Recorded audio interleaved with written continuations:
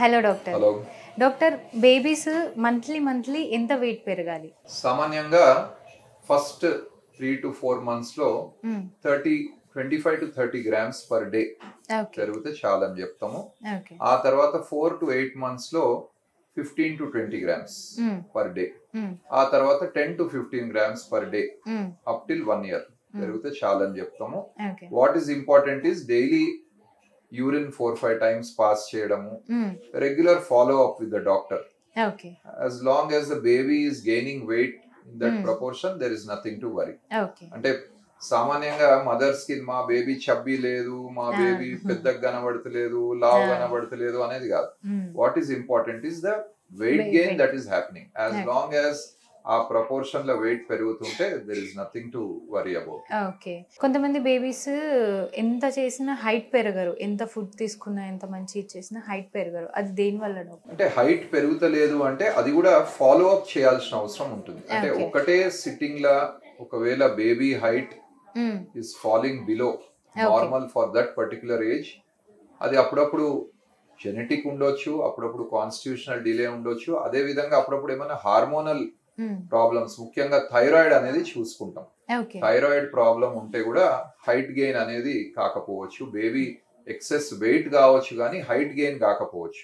So these are all red flag signs. ఏమన్నా motion మలబద్ధకం ఉండడము, లేదా హైట్ గెయిన్ కాకపోవడము, బేబీ డల్ ఉండడము, వెయిట్ ఎక్కువగా పెరగడము, ఇట్లాంటివి ఉంటే తప్పకుండా డాక్టర్ ని సంప్రదించి ఏమైనా ఎండోక్రైన్ ప్రాబ్లం, ముఖ్యంగా మన దగ్గర కనబడేది థైరాయిడ్ డిస్ఫంక్షన్, సో అదేమన్నా ఉన్నదా చూసేది ఉంటది. సో దాని ప్రకారం ఏమన్నా థైరాయిడ్ హార్మోన్ ఇస్ డెఫిషియంట్, అది సప్లిమెంట్ చేస్తే తప్పకుండా కరెక్షన్ ఉంటుంది. అదే విధంగా వేరే కాంప్లికేటెడ్ కండిషన్స్ కూడా ఉండొచ్చు, బట్ మన దగ్గర first thing, common thing is we should think of hypothyroidism. Doctor గారు, బేబీస్ కి కామన్ గా ఫీవర్స్ వస్తుంటాయి, వామిటింగ్స్ వస్తుంటాయి, మోషన్స్ అవుతుంటాయి. అసలు ఇవన్నీ రాకుండా జాగ్రత్త పడాలంటే ఎలా? సామాన్యంగా ఈ వర్షాకాలంలో మనము సామాన్యంగా చూసేది రెస్పిరేటరీ ఇన్ఫెక్షన్స్ వస్తూ ఉంటాయి.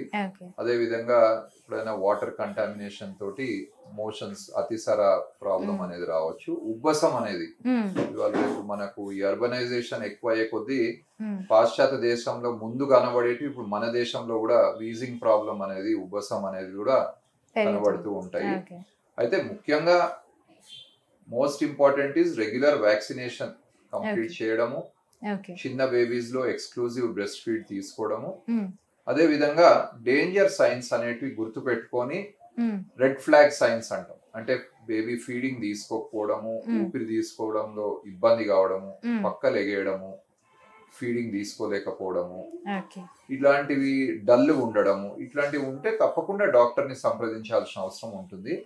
జాగ్రత్తలు ఏవైతే ఉంటాయో మన చేతిలో ఉండేది hygiene, personal hygiene, regular hand wash, అదే విధంగా వ్యాక్సినేషన్, అదే విధంగా వీలైనంత మటుకు ముందు మనం కరోనా టైంలో ఏదైతే మాస్క్ వాడుతూ ఉంటామో అదే విధంగా మాస్క్ కూడా వాడితే తప్పకుండా దగ్గినప్పుడు గాని, తుమ్మినప్పుడు గాని ఏదైతే ఆ తుంపర ఉంటుందో దాంట్లో డ్రాప్లెట్ ద్వారా వైరల్ ఇన్ఫెక్షన్స్, బ్యాక్టీరియల్ ఇన్ఫెక్షన్స్ ఏదైతే స్ప్రెడ్ అవుతాయో అవి కూడా మనము అరికట్టే అవకాశం ఉంటుంది. బేబీ మదర్స్ కొన్ని టైమ్స్ వల్ల ఒకరే ఉంటారు కాబట్టి కొన్నిసార్లు వాళ్ళు 2-3 days దాకా స్నానం కూడా చేయరు మదర్. అలా చేయకుండా ఫీడింగ్ ఇవ్వడం కరెక్టేనా doctor? Definitely not.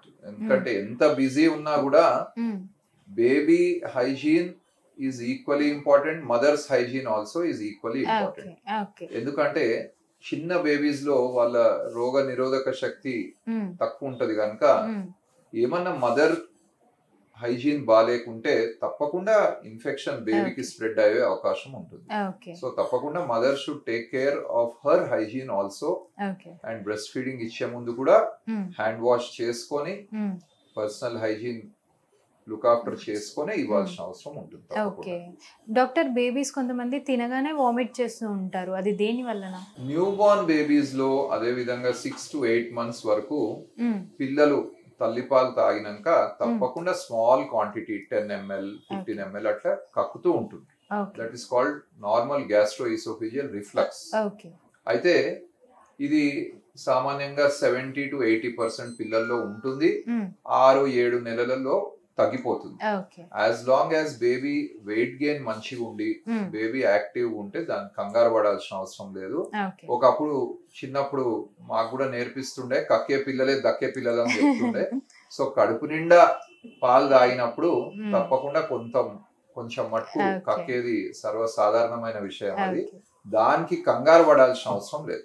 Most important first 6 months లో వెయిట్ గెయిన్ అవుతుందా లేదా, బేబీ యాక్టివ్ ఉందా లేదా, రెడ్ ఫ్లాగ్ సైన్స్ ఏమైనా ఉన్నాయా, వెయిట్ గెయిన్ లేకపోవడము, ఫీడింగ్ తీసుకోకపోవడము, ఇట్లాంటివి ఉంటే తప్పకుండా ఇన్వెస్టిగేట్ చేయాల్సిన అవసరం ఉంటుంది.